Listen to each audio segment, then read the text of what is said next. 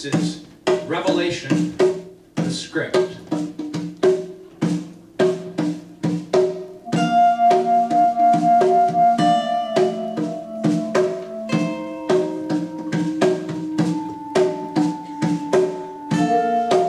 This is what happened.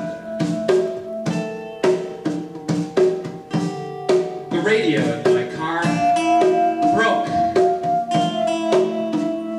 It detonated into the lovely silence of the autumn trees. That's more than a year ago now. Anyway, on the drive back from Caledonia today, in my car, you see, which has become one place safe from the radio now, I realized there wasn't anything left for me to do but concentrate on the history of the planet.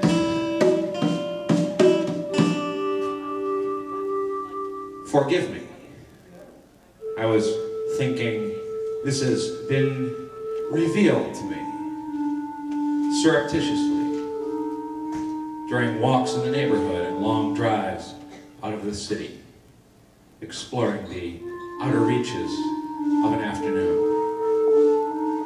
What happens is, I'm always imagining my car is going to break down on one of these endless country highways.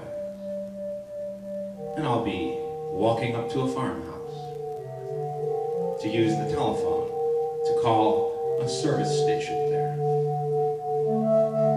Like in the late afternoon, I walk into the farmyard under the big trees and suspensefully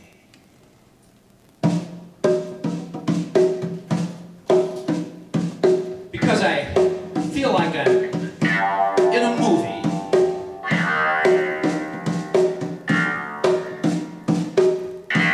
And I don't know the transition from one scene to the next. Because in the movies, you know, the scene is always cut away. Just when you would, if it were life, not know what to do.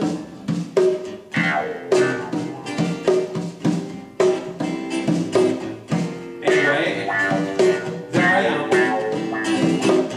My car broken down on the highway a mile back. Really thinking I should just confess I'm roaming rather pointlessly around in the world. To whomever I see next.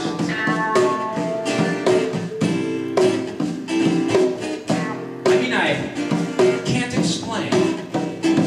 Say to the farmer working in the yard, or the teenage girl in the kitchen looking out the window, what I'm doing at 4 in the afternoon, running out of gas, in the middle of nowhere. Unless I make up some story.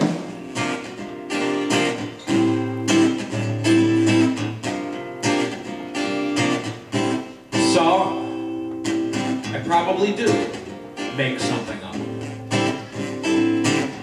Like that I'm looking for a church for sale in Caledonia. Because I'm planning to start a theater there. If I could find this empty church, which in fact has crossed my mind, I do wander around with that idea in mind. But really,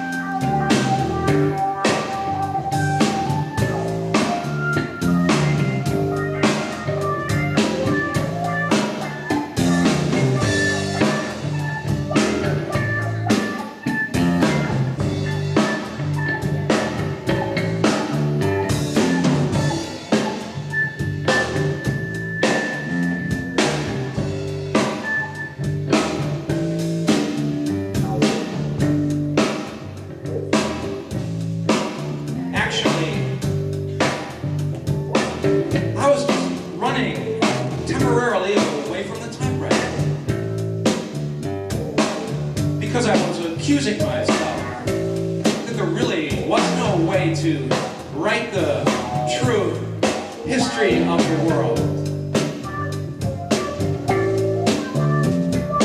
All I ever did was begin.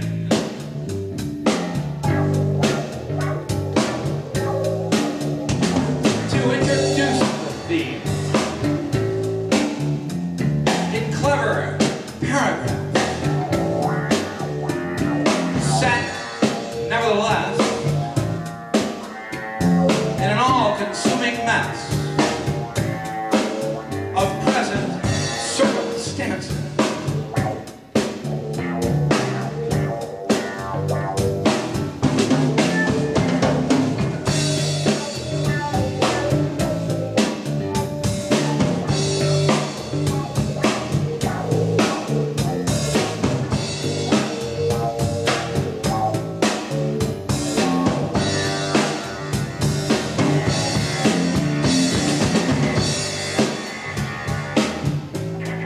I couldn't enumerate the characters sitting at the assembly of the gods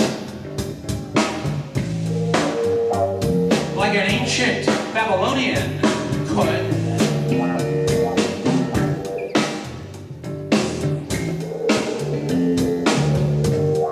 I guess I was also deprived of the event of total revelation.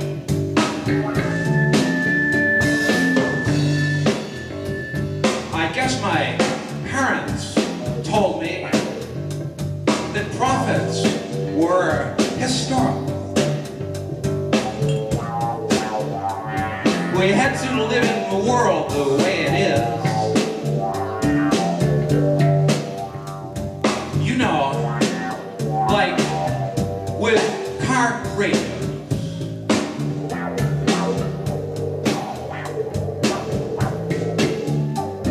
So in this crisis of realizing there was no place for this terrible, burning desire for total truth, I end up driving down an endless country highway.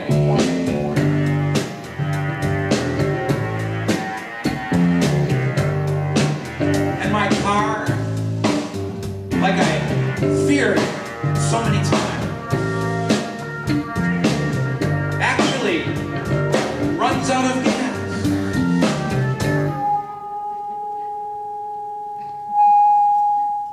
Then it happens. I'm stranded, a stranger now, in the world outside I never described. So, as I approached the farmhouse, gotten by walking all afternoon down this idyllic road, I thought, this is way too familiar. It's turning a corner and arriving back in the past. Or walking straight into a waking dream. And as soon as I got into the yard there, under the trees, I was in this wide expanse where, very slowly, things were happening.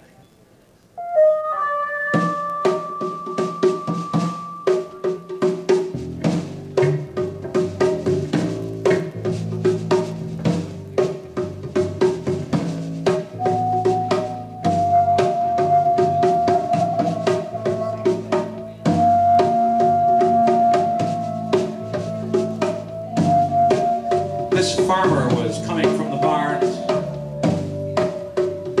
and he automatically approached me and said to me right away, "Son, I have to attend to the horses." It was like he thought I'd come to apply for a job.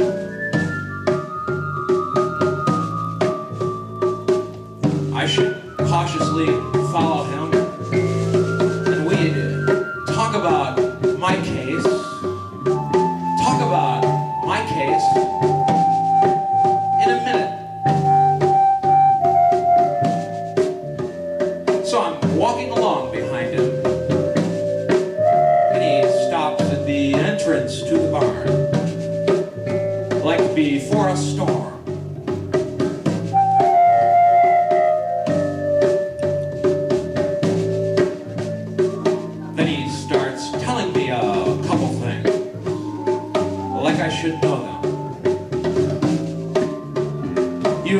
son, he says,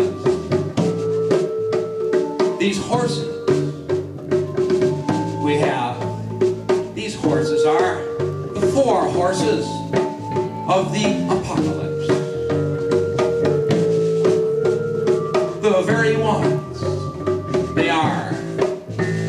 You know that, son.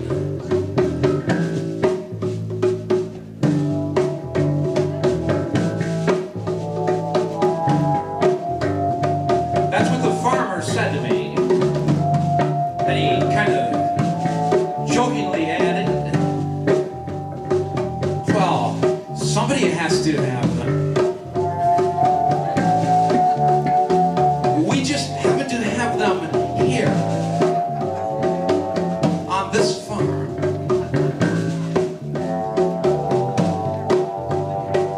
Nothing strange about it, ultimately.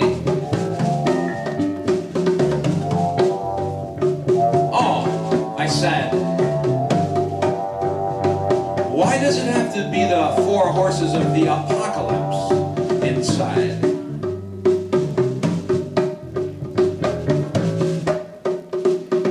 My head was bowed as we walked into the barn. It was like I was applying for a job here, really. Well, the farmer said, I don't know. I don't know why. I guess it doesn't have to be.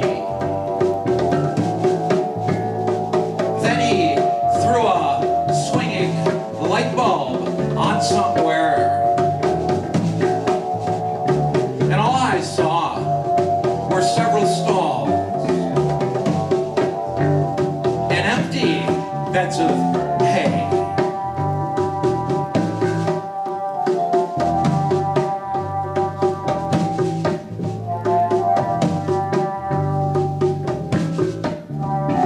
I wanted to shout out,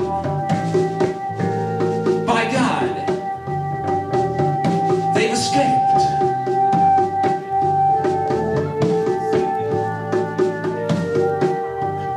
And that's as far as I can remember this story. For all the afternoon light was like a fit of distraction. It was all mystery.